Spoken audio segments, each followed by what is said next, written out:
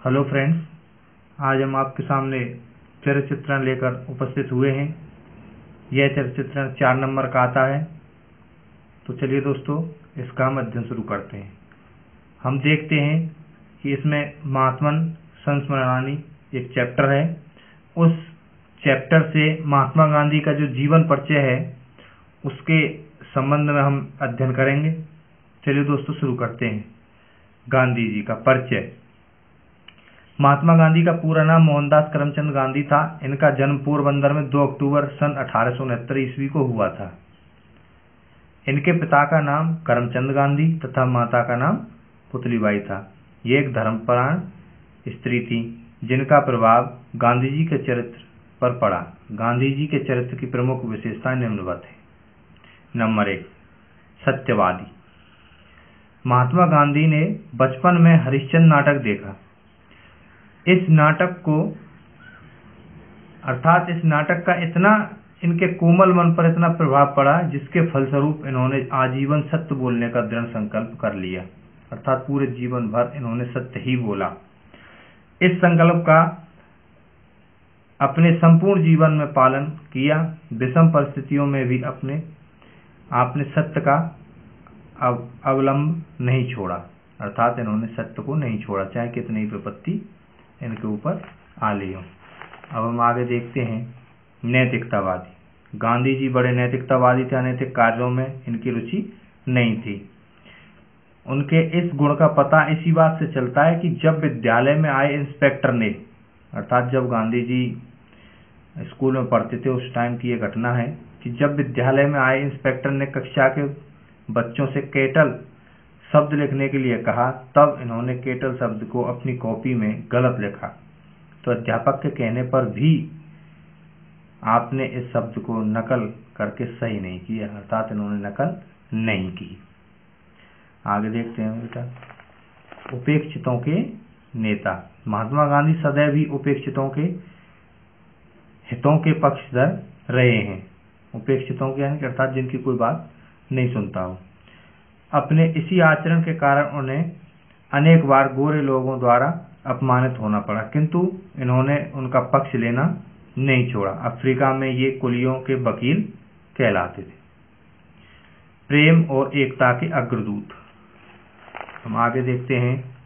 प्रेम और अहिंसा गांधी जी के अनुपम अस्त्र थे। इन्होंने उनके द्वारा विखंडित भारतीयों को एकता के सूत्र में पिरो दिया। यही कारण है कि इनके समर्थन में भारत के ही करोड़ों नागरिक नहीं, अब तो विश्व के अन्य देशों के भी करोड़ों नागरिक खड़े हो गए थे।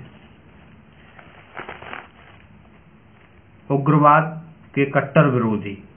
उग्रवाद सदैव ही लोगों के मन में घृणा उत्पन्न करता है। इससे लोगों के घर नष्ट हो जाते हैं। गांधी जी ने स्वतंत्रता प्राप्ति के लिए कभी उग्रवाद का समर्थन नहीं किया। अर्थात इन्होंने शांति से ही अपनी स्वतंत्रता का अर्थात स्वतंत्रता प्राप्ति के लिए कोशिश की।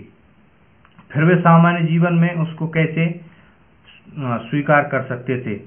उनके समय में पंजाब में उग्रवादियों की समस्या थी। लोगों के साथ बड़ी बड़ी क्रूरता का व्यवहार किया जाता था।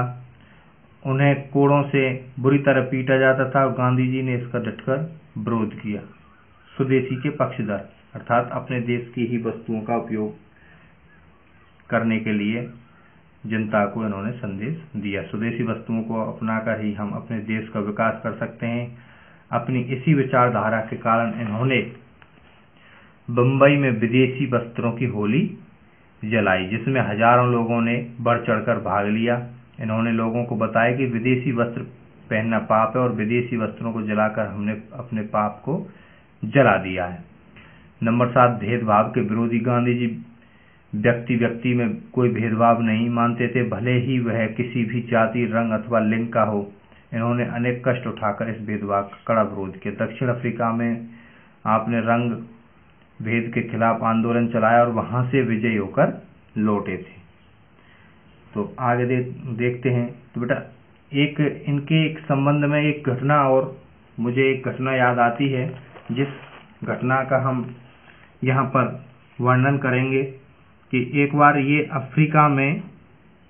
अफ्रीका गए हुए थे, जहाँ पर इन्होंने प्रथम श्रेणी का टिकट लेकर एक निश्चित डिब्बे में बैठकर रेल से प्रोटियाज जा रहे थे। अगले स्टेशन पर जब गाड़ी रुकी तो कोई अंग्रेज यात्री वहां आया था, तो डिब्बे में काले रंग के मनुष्य को देखकर उसने रेल अधिकारी से शिकायत की और रेल अधिकारी ने इनको बलपूर्वक डिब्बे से बाहर गिरा दिया था। बहुत ठंडी रात में यह 9 बजे का समय था।